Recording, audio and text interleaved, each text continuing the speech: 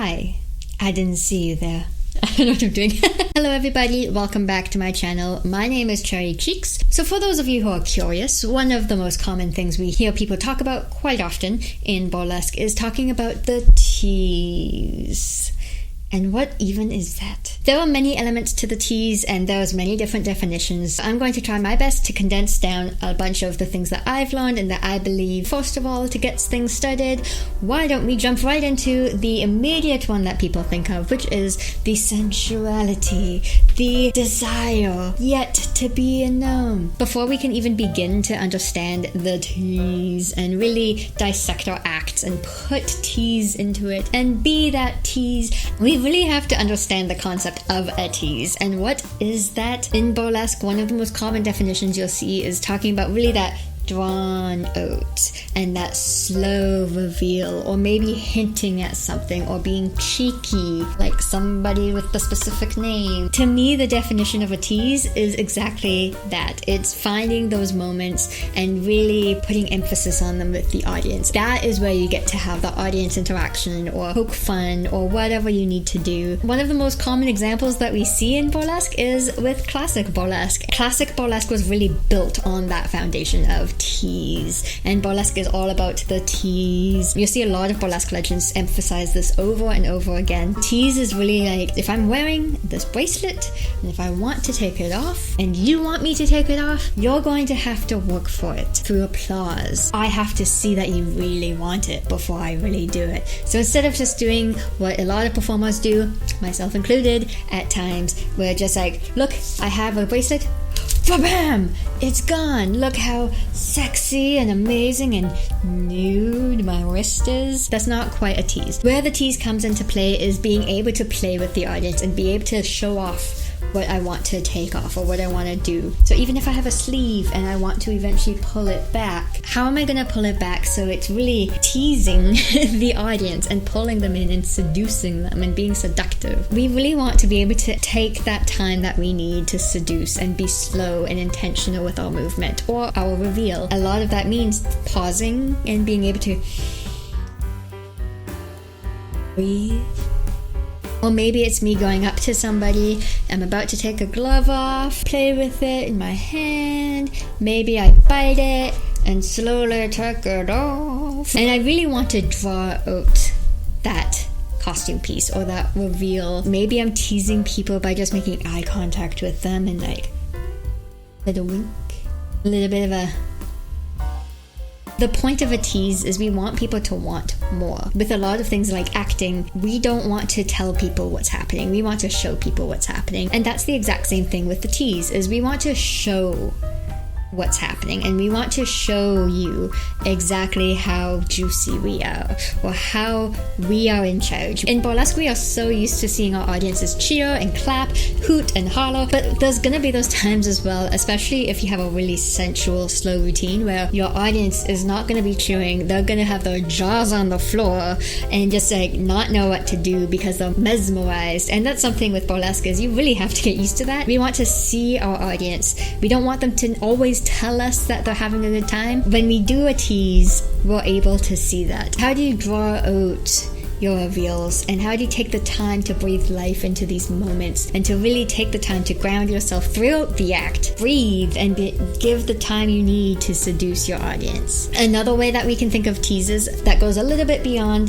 the conventional classic burlesque definition is, to me, a tease is just really like your reveals. And how are you going to reveal each reveal so it's special and unique? If I have two gloves, how am I going to take my right glove off compared to my left glove? How are they going to be just as impactful or just as important as the other one? My reveals mean something, and each reveal leads into the next for some reason. I want to be able to find those moments in my act while I'm choreographing it, or even over time as I improve it. I want to find those moments where I can really take the time and make those moments with each reveal or after each reveal. Maybe it is something like me throwing my corset on the ground or taking off a stocking and just tossing it aside. And then maybe the reveal or the tease itself comes after, and I need to take that moment to like rip it off.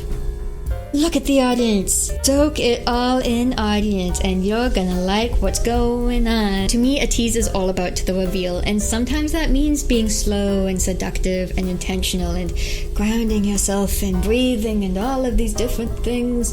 And sometimes it's just being intentional with my reveals and making them memorable, or even if not memorable, making them significant to my act instead of just using them. Some people will think of, I don't want to see your reveals before they happen. I don't want to know what's going to happen before it happens. Or maybe the opposite. Maybe I want to know what might happen. I want a little hint at what's going to happen in your act. Maybe that involves me color coordinating my costume, or maybe I have an act where I have a very specific reveal. Like, I have one act where my big reveal at the very end is I turn into a clock. I'm a robot throughout the act. I'm like the steampunk themed robot, but the very ending goal of the act, when it goes well, is I'm wearing the skirt, and I don't want you to see what's going on with the skirt until the very end when I flip it up and I look like a clock. I don't want anyone to know what's happening, and I don't want people to know what that really cool thing is. My costuming, when I'm thinking about it, is I'm thinking about layering my costume so you do not see any hint of that clock throughout my act.